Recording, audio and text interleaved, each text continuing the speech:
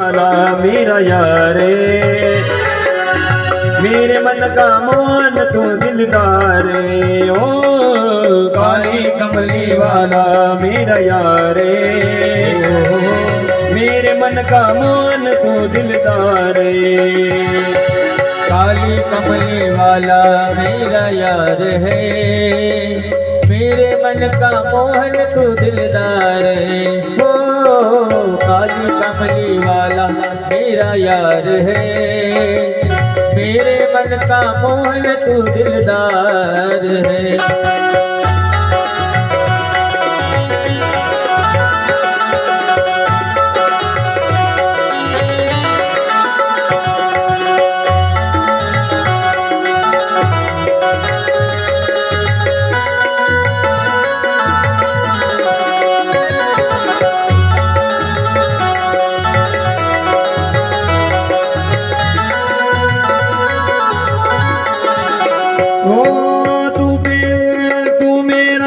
तेरा जाने जीवन अब तेरे सारे तेरा मैं तेरा प्यारे जीवन तेरे हवाले। ओ तू मेरा मैं तेरा प्यारे ये जीवन अब तेरे सारे। तू मेरा तेरा प्यारे जीवन अब तेरे हवाले। तेरे हाथ के तलवारे मेरे मन का मोहन तू दिलदार ओ काली कमली वाला मेरा यार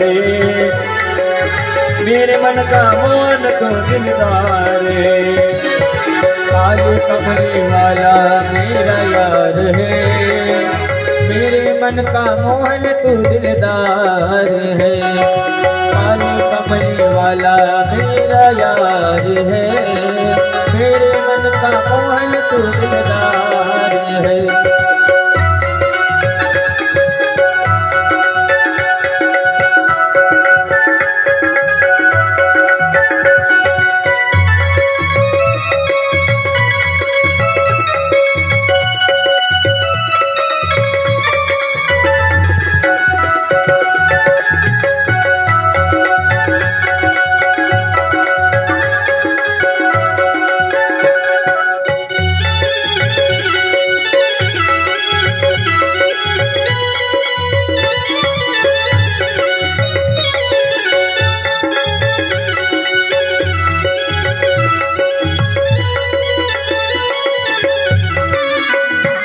आइए महाराज विराजिए आइए महाराज विराजिए आइए महाराज विराजिए आइए महाराज विराजिए। ओ आइए महाराज विराजिए आइए महाराज विराजिए आइए महाराज विराजिए आइए महाराज विराजिए। कथा करो मति अनुसार कथा करो मति अनुसार आइए महाराज विराजे आइए महाराज विराजे। कथा करो मति अनुसार कथा करो मति अनुसार आइए महाराज विराजे आइए महाराज विराजे।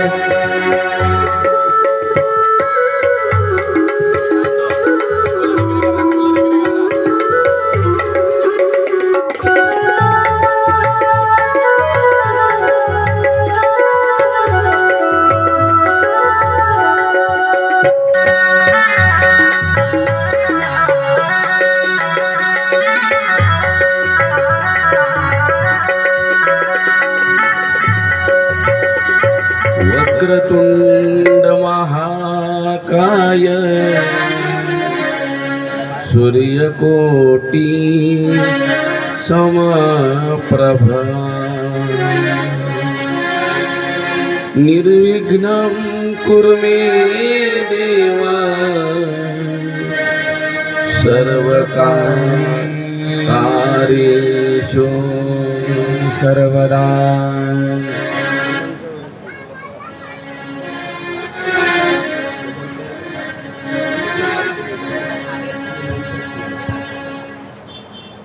गजाननं भूत गणादिसेवितं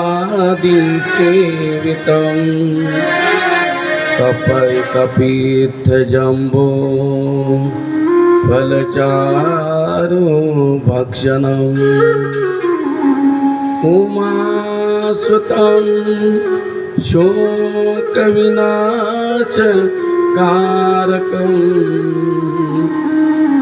नमामि विघ्नेश्वरपादपङ्कजम्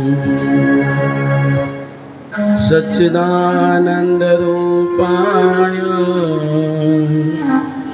विश्वोत्पत्त्यादिहेतवे तापत्रयविनाशाय श्रीकृष्णाय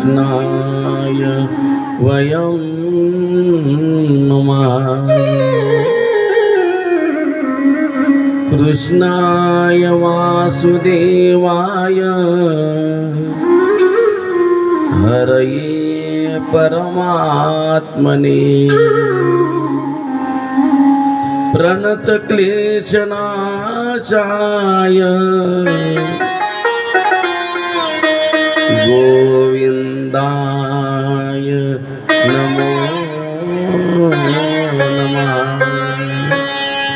यं प्रव्रजन्तमनुपेतमपेतकृत्यं द्वैपायनो विरहकातर आजुहाव पुत्रीति तन्मयतया तरोभिनेदु तं सर्वभूतहृदयं मुनिमानतोऽस्मि।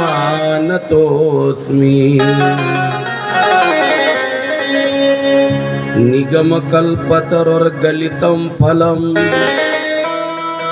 शुकमुखाद अमृतद्रवसंयुतम् पिबत भागवतं रसमालयं मुहुरहो रसिका भुवि भावुकाः। नारायणं नमस्कृत्य नरं चैव नरोत्तमम् देवीं सरस्वतीं व्यासं ततो जयमुदीरये।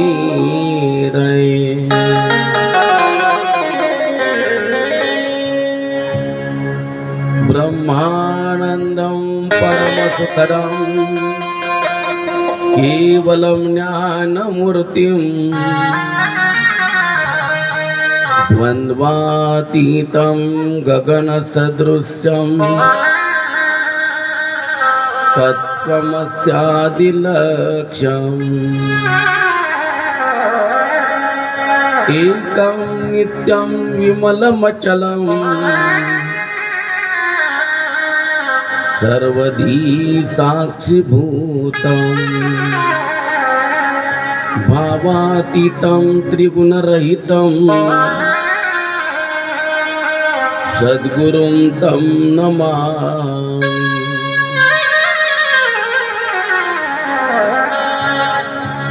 गुरुर्ब्रह्मा गुरुर्विष्णु गुरुर्देवो महेश्वरा गुरुर्साक्षात् परब्रह्म तस्मै श्री गुरुवे नमः।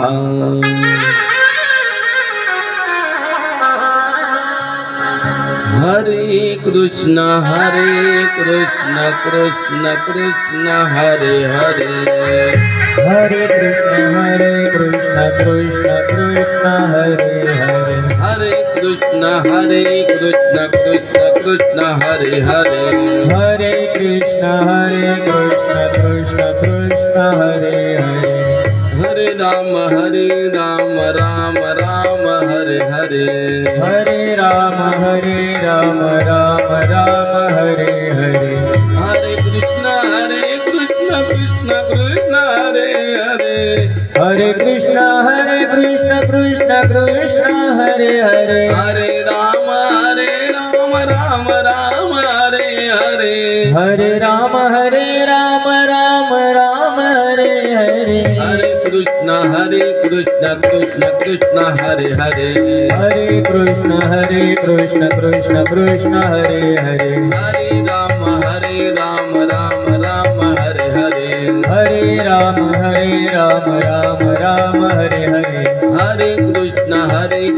कृष्ण कृष्ण हरे हरे हरे कृष्ण कृष्ण कृष्ण हरे हरे हरे राम राम हरे हरे हरे राम राम हरे हरे हरे कृष्ण कृष्ण कृष्ण हरे हरे हरे कृष्ण कृष्ण कृष्ण हरे हरे हरे राम राम हरे हरे हरे राम राम हरे हरे हरे कृष्ण कृष्ण कृष्ण हरे हरे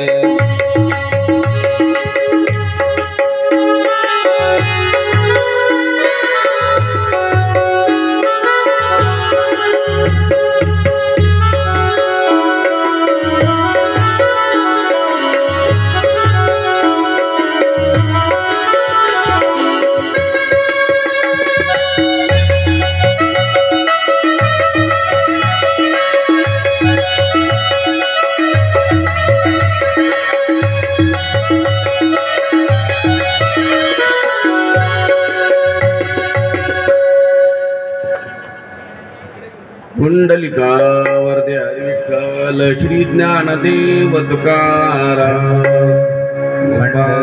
कृष्ण भगवान की जय नाथ भगवान की जय प्रभु रामचंद्र भगवान की जय माऊली ज्ञानेश्वर ईश्वर महाराज की जय जगद्गुरु तुकाराम महाराज की जय श्री गुरुदेव दत्तात्रय जनार्दन स्वामी एकनाथ महाराज की जय आदि शक्ती मुक्ता बाई की जय सद्गुरु झेंडूजी महाराज महाराज की जय सद्गुरु जोग महाराज महाराज की जय श्रीमद भागवत महापुराण पुराण की जय हरि ओम नम पार्वती पतये हर हर महादेव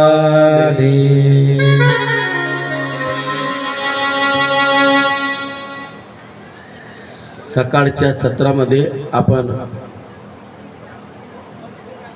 जी कथा बघितली होती प्राचीन बरीचे पुत्र प्रचेता 10 भाऊ होते, परंतु एकाच नावाने पांडवांना जसे पांडव म्हणत होते 5 भावांना, तसे यांना 10 भावांना प्राचीन बरीच्या पुत्रांना प्रचेतस म्हणून ओळखत होते. आणि त्यांनी त्या मारीचीच्या सोबत विवाह केल्यानंतर विवाहबद्ध झाल्यानंतर ब्रह्मदेवाच्या सांगण्यावरून बघा त्यांच्या ठिकाणी जो पुत्र जन्माला आला तो म्हणजे दक्ष प्रजापती. ते बोकडाचं मुख लागलं होतं, त्याला ते आवडत नव्हतं, म्हणून त्याने पुन्हा जन्म घेतला. तो म्हणजे या प्राचेतसांची पत्नी मारीचा तिच्या उदरामधून त्यांच्या पुत्राच्या रूपाने त्याने जन्म घेतला, अवतार घेतला. आणि तेव्हा देखील त्याचं नाव काय होतं? दक्षच होतं. हां, आणि या दक्षाने बघा सृष्टी निर्माण केली. तर बघा 10,000 मुलं त्याने जन्माला घातलेले आहे दक्षाने, कारण सृष्टीची निर्मिती 10,000 करो त्याला. तर त्याच पहिल्या मुलांचं नाव होतं हरिअश्व. काय नाव होतं? हरिअश्व. आणि ते हरिअश्व बघा समुद्र किनाऱ्यावर आल्यानंतर त्यांना नारदांची भेट झाली. नारदांनी त्यांना निवृत्ती मार्गाचं मार्गदर्शन केलं. हे म्हटले, अरे प्रचेतसांच्या ऐका म्हटलं, अरे दक्षाचे जे पोरं होते ना, ते दक्षाच्या पोरांना सांगितलं नारदांनी की अरे दक्षाच्या मुलांनो, तुम्ही संसारामध्ये का गुंता म्हणते? ग्रस्ताश्रम का स्वीकारताय तुम्ही? अरे ग्रस्ताश्रमामध्ये शृंखडेमध्ये बांधलेला असतो म्हणून साखळदान म्हणजे शृंखडा, त्यामध्ये बांधलेला असतो. संसारामध्ये किती बंधन असतं माणसाला, तुम्हाला माहित नाही का? तुम्हाला, आम्हाला माहित, सर्वांना अनुभव आहे. हां, जाण्याची इच्छा असते, तीर्थयात्रेला पण जाता येतं का? हां हां, आता ते चांगला अनुभव आहे, तुम्हाला माझ्यापेक्षा चांगला अनुभव आहे. म्हणून आता यानं निवृत्ती मार्गाचं मार्गदर्शन केलेलं आहे दक्षाच्या 10,000 पुत्रांना, हरिअश्वांना. आणि ते ग्रहस्थ आश्रमाचा त्यांनी स्वीकार केला नाही, सृष्टी त्यांनी निर्माण केली नाही. ते निवृत्तीपरायण होऊन गेले, देवाचं चिंतन करू लागले. आणि नंतर मग दक्षाला समजलं की नारदाने माझ्या पुत्रांना निवृत्ती मार्गाचं मार्गदर्शन केलं आणि मी जी आज्ञा केली होती, मग माझ्या पुत्रांनी ती माझी आज्ञा मानली नाही. पुन्हा त्याने संकल्प केला दक्ष प्रजापतीने आणि त्याला पुन्हा 10,000 कोरोचे निर्माण केले. त्यावेळेला त्यांचं नाव होतं शबलाश्व. पुन्हा शबलाश्व देखील समुद्र किनाऱ्यावर आल्यानंतर नारदांची भेट झाली त्यांची. नारदांनी पहिल्या पुत्रांना जे सांगितलं होतं ना, तेच मार्गदर्शन यांना देखील केलं. नारदाच्या सांगण्यावरून ते देखील ग्रहस्थ आश्रम त्यांनी देखील स्वीकारला नाही. आणि ते देखील भगवान परमात्म्याची आराधना करण्याकरता, चिंतन करण्याकरता बघा व्यग्र झालेले आहे. आणि त्यांनी देवाची प्राप्ती करून घेतली. पण एकदा काय झालं, नारद आणि दक्ष यांची भेट झाली. भेट झाल्यानंतर तो दक्ष चिडला आणि नारदाला म्हणतो, हे मूर्खा नारदा, अरे तू माझ्या मुलांना निवृत्ती मार्गाचं मार्गदर्शन केलं आणि त्यांना मात्र तू ग्रहस्थ आश्रमापासून वंचित केलेला आहे, म्हणून आता मी तुला शाप देऊन टाकतो. काय शाप दिला? नारदा, दक्ष म्हणतोय, अरे तू एका ठिकाणी थांबणार नाही, तू सारखा फिरत राहशील. म्हणून नारद काय करता, हातामध्ये ब्रह्मविभूषित विणा आहे आणि तो विणा सारखा छेडत असताना आतल्या हातामध्ये चिपल्या आहे ना, ते चिपल्या वाजवत तिन्ही लोकांमध्ये भ्रमण करीत असतात. म्हणून तो दक्ष प्रजापतीचा काय आहे, शाप आहे. आता दक्ष प्रजापतीला नारद शाप देऊ शकत नव्हते का? पण नारद कोण होते? वैष्णव होते, देवाचे श्री हरी विष्णूचे भक्त होते. जे विष्णूची भक्ती करतात त्यांना वैष्णव म्हणतात, वारकरी म्हणतात. नारदाची जरी शक्ती होती शाप देण्याची, प्रतिशाप, परंतु शाप दिला नाही. आणि दक्षाचा शाप मात्र त्यांनी स्वीकार केला त्याचा. आता पुढे शुकाचार्य महाराज राजा परीक्षितीने प्रश्न केला. शेवटचं पंचम स्कंदामधलं आणि मग पुढे आपण षष्ठम स्कंदाला सुरुवात करणार आहे. राजा परीक्षिती विचारतोय, गुरुदेव महर्षे, लोकांना या उच्च आणि नीच अशा ज्या गती प्राप्त होतात त्यांच्यामध्ये इतका वेगळेपणा कसा काय असतो? कोणी स्वर्गात जातो, कोणी नरकात जातो, असं कसं काय म्हटले? भेदभाव कशामुळे आहे? कोणी स्वर्गात जातो, कोणी नरकात जातो, तर त्याचं कारण एक आहे. कोणी वैकुंठ लोकांची प्राप्ती होते कोणाला, तर ऐका, त्याचं कारण एकच आहे. कर्म करणारे 3 प्रकारचे आहे.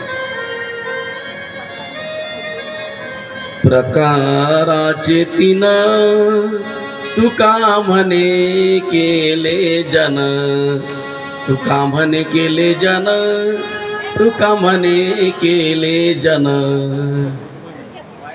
प्रकाराचे 3 तुका म्हणे केले जन. प्रकाराचे 3 प्रकारचे लोक भगवान परमात्म्याने, ब्रह्मदेवाने निर्माण केले आहेत. 3 प्रकारचे म्हणजे सात्विक कर्म करणार आहे, राजस कर्म करणार आहे आणि तिसरा तामस कर्म करणार आहे. मग आता सर्वांना सारखं कसं काय फळ मिळेल? जसा तो कर्म करतो त्या प्रकारे त्याला कर्माचे फळ भोगावे लागतात. आगा कर्मे जै उरावे ती सुख दुःखी फळावे तया ती भोगावया यावे देहायिका. म्हणून जसं मनुष्य कर्म करतो ते त्याला फलद्रूप होत असतं. म्हणून बघा, पाप कर्म केलं, पाप कर्माचं फळ तुम्हाला काय भोगावं लागेल? नरक भोगावं लागेल, दुःख भोगावं लागेल. आणि पुण्य कर्म केलं तर काय?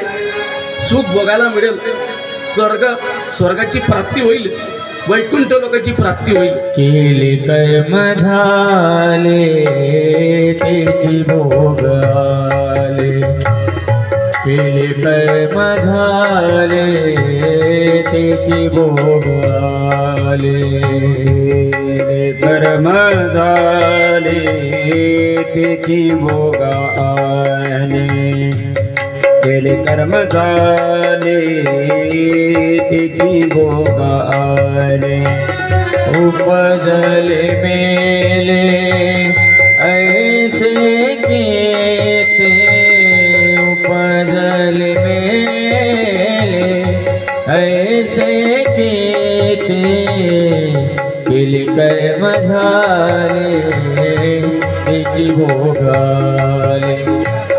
हरिमुखी गाता हर पल चिंता, हरिमुखी गाता हर पल चिंता, हरिमुखी गाता हर पल चिंता, हर पल चिंता. शांती ब्रह्म एकनाथ महाराज पैठण निवासी हरिपाठामध्ये सांगताय की केले कर्म झाली त्याची भोगा आले, उपजले मेले ऐसे किती. जसं कर्म करेल त्या पद्धतीने त्याला त्याच्या पदरात फळ प्राप्त होणार आहे. आणि सुख आणि दुःख भोगण्याकरताच तुम्हाला आम्हाला हा देह मिळालेला आहे. जसं कर्म करू, कर्माची तो गाठोडी पदरी, जिने तो वरी माप भरी. कर्माची गठोडी बांधूनच मनुष्य जात असतो. त्याच्यासोबत दुसरं काही येणार नाही. किती जरी धन कमवलं ना, धन रिक्तच राहील. परंतु त्याच्यासोबत काय येईल? फक्त करा हरी भक्ती परलोकी येईल कामा, सोडविन यमा पासोनिया. हरिभक्ती करा. या मृत्यूलोकामध्ये तुम्हाला जन्म प्राप्त झाला ना बाबा, हरिभक्ती करा, ती तुम्हाला परलोकामध्ये कामाला येणार आहे.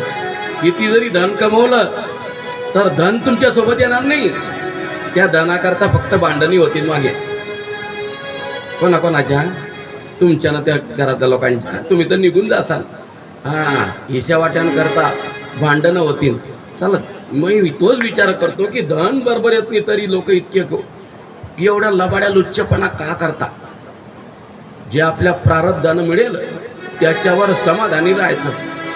पण लोक भांडणं करून देखील ते मिळवता, दुसऱ्याला फसवून देखील पैसा कसा मिळेल असा पाहता.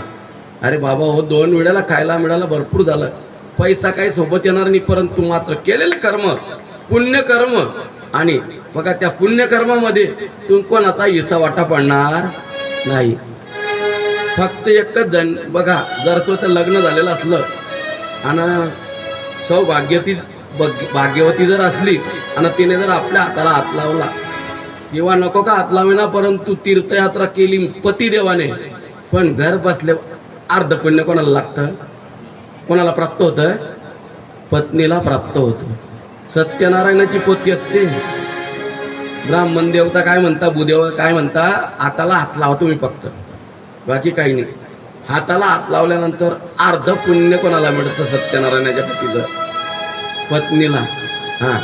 पण बाकी पतीच्या अर्ध्या पुण्यात वाटा आहे, पण पत्नीच्या अर्ध्या पापामध्ये माणसाला वाटा आहे. बरं, असं आहे. म्हणून आता शुकाचार्य महाराज म्हणाले, राजा परीक्षिती कर्म करणारे 3 प्रकारचे मी तुम्हाला आताच सांगितलं. आणि त्यांच्या श्रद्धेमध्ये सुद्धा भेद असतो, त्यामुळे त्यांच्या कर्माच्या गती सुद्धा वेगवेगळ्या होतात. आणि कमी अधिक प्रमाणात या सर्व गती सर्व कर्त्यांनाच प्राप्त होतात. अशा प्रकारे निश्चित कर्मरूप पाप करणाऱ्यांनाही त्यांच्या श्रद्धा समान नसल्यामुळे फळ मिळत नाही. म्हणून अनादि अविद्येमुळे कामना मनात धरून केलेल्या निषिद्ध कर्माचा परिणाम म्हणून ज्या हजारो प्रकारच्या नारकीय गती आहे, जे नरक सांगितलेले आहे, त्याचे मी तुला विस्ताराने वर्णन करतो. कोण म्हणतं? शुकाचार्य महाराज म्हणतात राजा परीक्षितीला, मी जे काही नरक आहे ना त्या नरकांचं तुला वर्णन करून सांगतो. अरे शास्त्रामध्ये नरकाचं वर्णन केलेलं आहे. शुकाचार्य महाराज म्हणतात नरक 28 प्रकारचे आहे. किती प्रकारचे? इथं 28 सांगितलेले आहे. परंतु देवी भागवतामध्ये अनेक प्रकारची नरक सांगितलेले आहे. पण जो भक्त असतो देवाचा, त्याने जरी कपाळाला गंध लावलेला असला, उभा गंध, आणि आडवं भस्म लावलेलं असलं, परंतु भस्म लावणाऱ्याच्या कपाळाचं जर भस्म दसलं तर नरकामधल्या लोकांचा काय होतो? उद्धार होतो, त्यांना शांतता प्राप्त होते. इतकी पावर भस्मामध्ये आहे, इतकी पावर गंधामध्ये आहे आपला गोपीचंद. कारण तो गोपीचंद कशापासून बनलेला आहे? हो, कशाने बनलाय तो माहित नाही. अरे गोपिका होत्या का नाही, गोपिकांच्या शरीराची माती झाली तर ती माती म्हणजेच गोपीचंद आहे. आज देखील तुम्ही इथं गोपी तलाव आहे ना, तिथं जा, तिथं खाण आहे गंधाची, म्हणून तुम्हाला गंध तिथं एकदम स्वस्त मिळेल. गोपी तलाव आहे.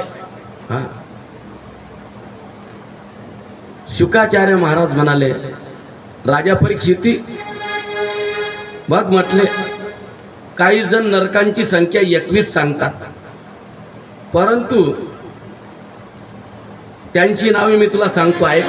तामिश्र, अंध तामिश्र, रौरव, महारौरव, कुंभीपाक, कालसूत्र, अशीपत्र वन, शुकरमुख. शुकर म्हणजे डुक्कर. डुकरासारखं मुख असतं त्या नरकाचं. बघा त्या नरकामध्ये अंधकूप, कृमी भोजन, सदांश, तप्त सुरमी, वज्रकंटक शाल्मली, वैतरणी नदी. बघा वैतरणी, पुयोद, प्राणरोध, लाला भक्ष, सारमी यादन, विषसन, अविची आणि अयपान. आता हे झाले 21. अजून परत बघा पुन्हा 7 सांगितलेले आहे. 21 आणि 7 किती झाले? 28. तर बघा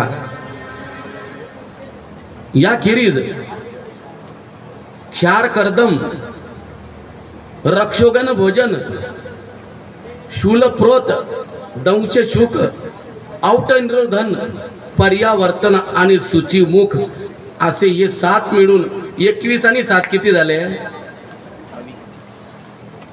काही बोलता नाही तुम्ही? 28. तर असे 28 प्रकारचे नरक इथं वर्णन केलेलं आहे. जो दुसऱ्याचे धन लुबाडतो, संतान किंवा स्त्रियांचे अपहरण करतो, त्याला अत्यंत भयानक यमदूत कालपाशात बांधून बळजबरीने तामिश्र नावाच्या नरकामध्ये त्याला ढकलून देतात. आणि तिथं गेल्यानंतर मग त्याला यमाचे जे दूत असताना त्याला काय देतात? मारिती तोडीती जोडीती निष्ठुर, मारिती तोडीती जोडीती निष्ठुर, मारिती तोडीती जोडीती निष्ठुर, मारिती तोडीती जोडीती निष्ठुर. हो यमाचे किंकर बहुसाल, यमाचे किंकर बहुसाल, यमाचे किंकर बहुसाल, यमाचे किंकर बहुसाल. मारिती जोडीती तोडीती निष्ठुर, मारिती तोडीती जोडीती